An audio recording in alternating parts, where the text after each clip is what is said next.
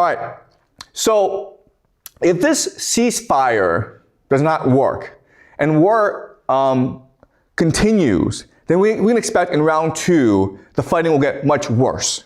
Okay, so the Americans will start to target civilian infrastructure, including bridges, universities, reservoirs, power plants, desalination plants. Basically, it will destroy Iran's capacity to be a nation state. In response, the Iranians can destroy a lot more energy infrastructure, okay? So what it's done now, it's basically closed off the Strait of Hormuz, but it can also close off the Red Sea, okay? And they can also target pipelines of natural gas. Basically, it can take offline 1/3 of the world's energy supply, and this would, of course, cause an economic depression, okay? Unfortunately, the national security strategy of the United States doesn't really care. If you just read the national security strategy, they already have factored this in and they don't really care. So the idea is to prioritize strategic interests. And what this basically means is that America has the world's greatest navy. No one else comes close. And so all that they do is contain the world's choke points. And the world must bend to the will of America. Okay, does that make sense? If you want to trade, then you must depend on American generosity. Okay? So already what's happening is that this area, it's being closed off. But America has made moves to close off other areas as well. So America is exerting more control over the Panama Canal, okay? Basically, the Western Hemisphere is under something called the Donroe Doctrine. The Donroe Doctrine basically states that America can do whatever it wants in the Western Hemisphere. If you want to come here and trade, you have to go through us. China depends on a lot of resources from the Western Hemisphere, especially from South America. All right? Over here is something called the Lithium Triangle. This is Venezuela. Brazil provides China with a lot of agricultural products, soybeans basically. And what Trump is saying is that, hey, in the future, you're going to trade over here, China, you have to go for us, okay? So he's basically embargoing the Western Hemisphere from China. Over here is something called the Strait of Malacca. This is the most important choke point in the world, especially for East Asia, because as you can see, the Middle East, if it is to access South Korea, China, and Japan, it has to go through the Strait of Malacca. But guess what, guys? Everything goes through the Strait of Malacca. And this is important because the United States has signed a deal with Indonesia. So what we can expect is that America and Indonesia, their militaries will start to cooperate more and more. This is and the reason why is America is moving towards creating the first island chain. Basically, militarizing the first island chain in order to deter China, to embargo China, basically. What we're also seeing is that Japan is now rapidly remilitarizing. They're signing more agreements with Australia and other nations, okay? They're building more weapons. This is all being encouraged by the United States as a deterrent to China. Again, this is really important. America does not want to destroy China. It does not want to humiliate China. It wants to control China. Because the Chinese economy is still very strong and powerful, and America wants to make sure that the Chinese are buying more US dollars. Okay? So it is entirely possible what's going to happen is that the Chinese will have no choice but to buy from America, okay? Especially energy. The entire Western Hemisphere belongs to America, and you want to trade with the Western Hemisphere, then you need to sign a trade deal with America. Okay? What America is also doing that's really important is that it's planning to take over Greenland. Okay? By taking over Greenland, you're blocking access. China and Russia cannot access the Western Hemisphere, okay, through the Arctic. You're also seizing control over the Arctic, okay? And there are lots of minerals and oil in the Arctic as well. Okay? The Strait of Gibraltar is also another strategic choke point, and America has signed a deal with Morocco to enhance more cooperation. Okay? So I can see what America is doing is, when they mean strategic interest, prioritizing strategic interest, what they mean is exerting control over the world's choke points so that they can control global trade. Okay? They're not going to control the entire ocean because it's much too big, but if they control certain choke points, like the Middle East, and the Strait of Malacca, that's probably enough. Okay? The point is to get China to submit. The point is to control China, not to destroy China. All right, this is important because if you want to become a major power in the world, you need to trade effectively. So Russia has something called the North-South corridor. As you can see, it runs through Iran, okay? Iran is very important for the Russian North-South corridor. And that's why the United States is attacking Iran. Okay? And that's why the United States is not going to ever stop attacking Iran. Because as long as Iran is at peace, Russia can trade with the world. But if Iran is being destroyed, there's too much war, this entire region is blocked off from both Russia and China. Okay? Russia has something called the Belt and Road Initiative. As you can see, okay, from a map, the center of the Belt and Road Initiative is, of course, Iran. All right? If China wants to access Africa, Europe, the Middle East, it has to go through Iran. Or it goes through the sea, the Strait of Malacca. But as I already said, the next step for America is to close off the Strait of Malacca as well to Chinese trade. Then where do you go? Well, then you go over to the Western Hemisphere, but that's American territory. Okay? Yes, you can trade with Russia. You can trade with Russia. You can do that. But it's not enough for your economy. Does that make sense? Right now, China gets about 20% of its oil from Russia. Maybe Russia can provide 30% or 40% at most. That's very optimistic. But where are you going to get the other 50%, 60%, okay? Your options are very limited. If Iran is at war, can't give you any oil, then you're forced to buy from the United States. Okay? If you're forced to buy from the United States can set the price. It can set terms. It can dictate terms to you. And what the United States will say, you have to buy in US dollars. Okay? And that saves their economy. Right? Does this make sense, guys? This is not a hard idea to understand. This is exactly what it says in the US National Security Strategy. Okay? So, in many ways, you can make the argument that what's happening around the world right now, it's all an American policy of containing China, where in these flags are US military bases. As you can see, China is completely surrounded by US military bases in Japan, in South Korea, in Taiwan, even in Indonesia and Malaysia.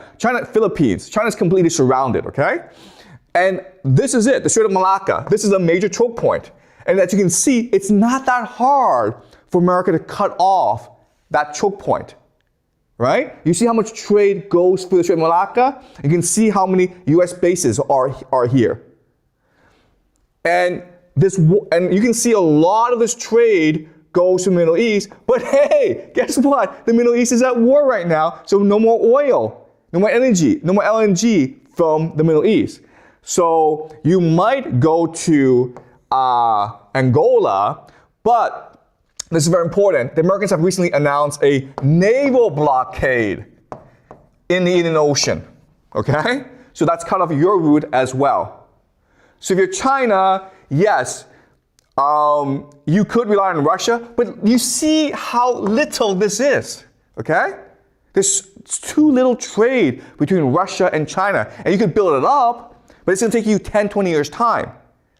And what do you do for the next 10 years, right? Your people need food to eat. You need energy to fuel your factories. And so for the next 10 years, you have no choice but to work with the United States. And that's what Trump means by negotiating from a position of strength. Because you can set terms. You can force China to accept whatever terms you want. And quite honestly, if you just look at this map, there's very little that China can do about it, okay? There's this war in the Middle East. There's also this war in Russia, which also absorbs a lot of Russian energy. So Russia doesn't have that much resources to spare to China anyway. But America does, the Western Hemisphere does, okay? Because the Western Hemisphere is at peace. So as long as the Western Hemisphere maintains a fortress, okay? Meaning no one can attack the Western Hemisphere, then the Western Hemisphere can continue to supply resources to the world at war. So this is what the war is about, guys, okay? It's about creating conflict in the world so the United States can maintain its empire. And the way it maintains its empire is by maintaining its control over global trade, okay? And the idea is America in the future will provide the world with energy, resources, weapons, and financing. Meaning we will actually lend you the money to buy this stuff as well. And what do we call this stuff? US dollars, okay? And so this worked really well in the 1950s under something called the Marshall Plan. Okay? The Marshall Plan. Same idea where America made products and it lent money to Europe to buy products from America. Same concept here where in the future, the world is at war, people are poor, but it's okay because America will lend you money to buy energy, resources, and weapons from America. Okay? And American factories will go up. America will be great again. Make America great again. All right? Okay. But for this plan to fully work out, America needs three things, okay? The first thing that it needs to do is create a national draft. Does that make sense, guys? Because you need soldiers in order to maintain America's core interests, right? So whichever nation is defying you, you go attack, right? The goal is for Russia and Europe to constantly fight each other. The goal is for China and Japan to constantly fight each other. You need Iran to constantly fight with the GCC and Israel, okay? So you have these three major conflicts around the world. But if there's any nation that's at peace, well, then you have to create conflicts, okay? Maybe in Africa. You also want to control the Western Hemisphere, so you need soldiers to go and conquer nations that defy you. Okay, so the first thing that you need is a national draft. All right. Second thing that you need is something called continuity of agenda. What does this mean? It means like now that you have this plan in motion, you cannot have a change in government, okay? So let's just say they're implementing this plan, and they're doing that right now. In 2028, the Democrats win. Well, that would screw things up, okay? So Trump needs a third term, right? A Trump third term. Because only he can implement this plan and make America great again.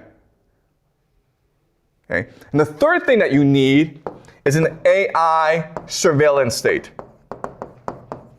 Basically, AI police state. Why? Because again, this plan can only work if the Americans don't rise up and revolt like they did in the Vietnam War. Okay? If you have a national draft in place, if Trump's going for a third term, there's going to be a lot of Americans who are going to protest in the streets, who are going to rebel, right? You can't have that happen.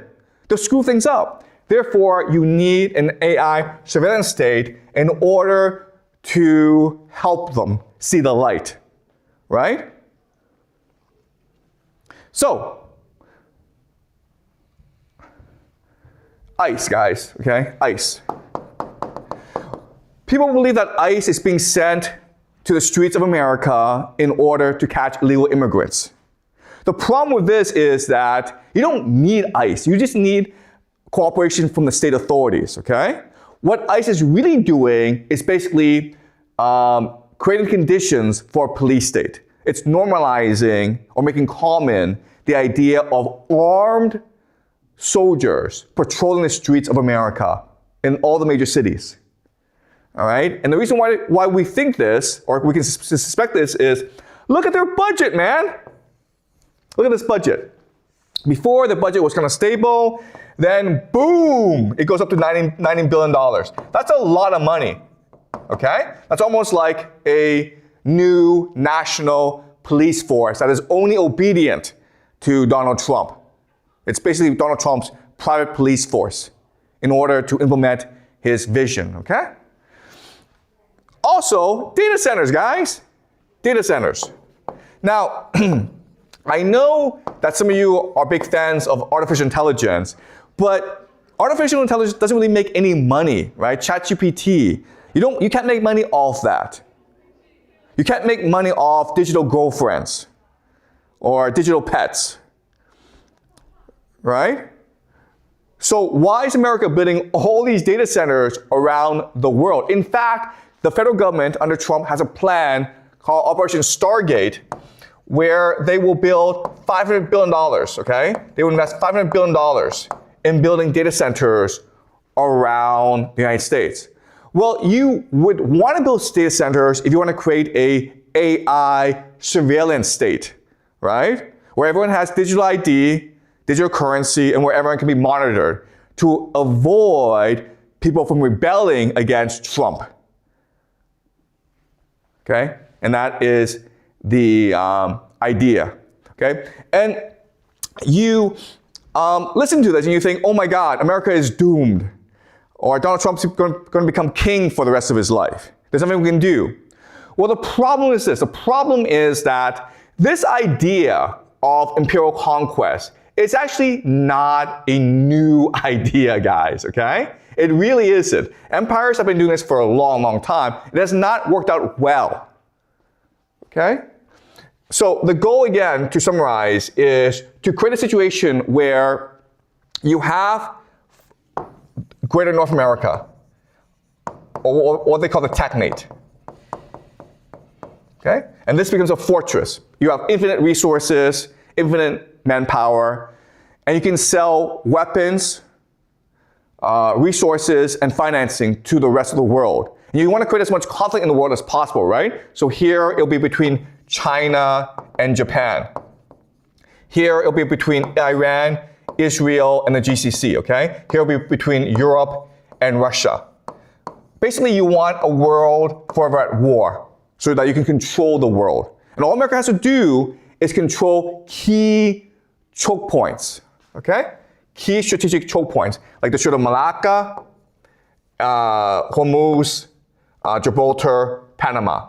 Why? Because once you control the choke point, you can control which nations get what resources. If a nation is becoming too strong, you give them less resources. If a nation is too weak, you give them more resources. And as a result, you can always maintain the balance of power in each region. Right? So it sounds like a great plan, but it's not going to work out. Why? Well, because of something called nationalism. Okay? Because when you do this, when you are an empire and you impose your will on other nations, these nations are not happy about it. Right? So imagine Japan, South Korea, Europe. There people know that they're being used, right? So eventually they'll be like, screw this. We want to be independent. We want peace. So they will eventually rise up against the empire. And the way they will do this is they will work together to destroy America, or basically to remove America from the world. You can't actually attack America. Now, what America can do is say, screw you, we're the entire Western Hemisphere, we have infinite resources, we can make infinite weapons, and you can never attack us, so we'll come and attack you. Okay? They could do that. The problem then is you have division and corruption. Okay? So an empire in decline always suffers from corruption and division. Corruption just means that, yes, you've allocated $1.5 trillion to making weapons. But guess what? The vast majority of that will be stolen by people. Right? America right now is in a lot of trouble because it's a very corrupt place. Division means that the Democrats and Republicans fight all the time, what we call political polarization. So it is possible that as America is being asked to fight more wars overseas, you have civil war in America. The other thing is, when America takes over the entire North America, including Canada, Greenland, Mexico, Cuba, Colombia, Venezuela, Nicaragua, Honduras, they won't be happy about it, okay? So you're going to have insurgencies. All right? And this three problems, nationalism, corruption, and division, means that when America actually tries to implement this plan, it's going to backfire. It's going to accelerate the collapse of the American empire. All right? And then you ask yourself, okay, if historically we know that empires will collapse, why do they do this? And the answer is because it benefits them in the short term. Okay? This is a short-term solution that creates long-term problems, but who cares about the long term? Let's just enjoy the short term, okay? All right? Does that make sense? Okay. Any questions?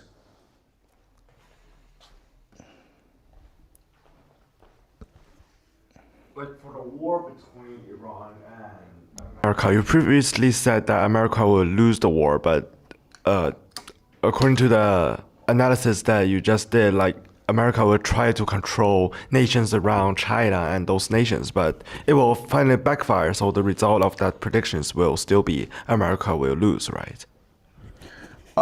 Yeah, so again, the major prediction is that America may in the short term seem as though it is winning, but in the long term, because of corruption, division, and nationalism, America will be forced to retreat back to the Western Hemisphere, and it will lose its empire. All right?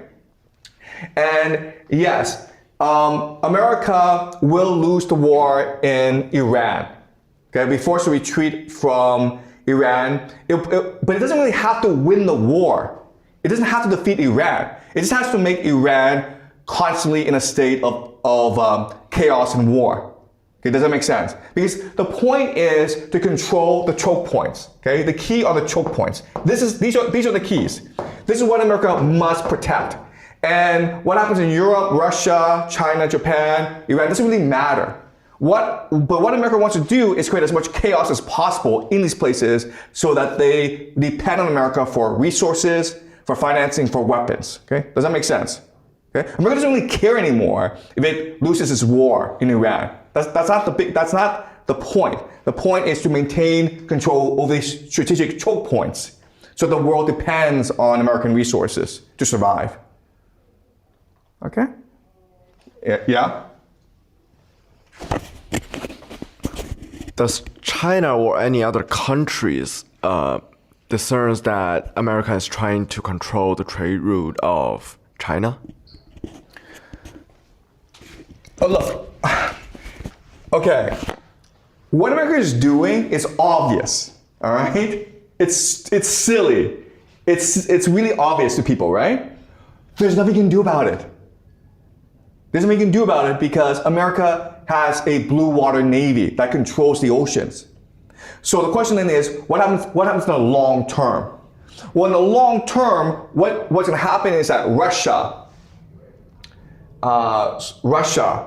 will challenge America in these choke points, okay? And this is already happening in Cuba, okay? Cuba is here. And we'll discuss this next class, but Cuba is under embargo right now, and Cuba is trying to become closer with Russia, okay? So what Russia is going to do is set up basically its own navy to challenge the American Navy. And Russia cannot win against the American Navy, but what it can do is fight a war of attrition against the American Navy, raising costs, okay? That's number one. Number two is that if America can go and blow up energy supplies around the world to make the world more dependent on America, well, Russia can also blow up energy supplies to make the world dependent on Russia. Okay? So what's going to happen is that Russia and America are going to compete against each other. All right? And most of the world is ultimately going to side with Russia in order to balance the United States, because the United States is too much of a bully. And at this point, in the short term, China has no choice but to work with both Russia and America, because China's not strong enough to challenge either. Does it make sense? Okay. Yeah, Alan? So my question is about how Trump gonna like deal with the internal conflict in American. Like there's right now he only had like 37% of supporting rate, and Democrats seems didn't agree with his plan. So how he gonna do about this? And what is if Democrat Party didn't agree with Trump's plan? What is the plan of Democrat to American? Okay. Yeah. So first of all, the Democrats have no plan.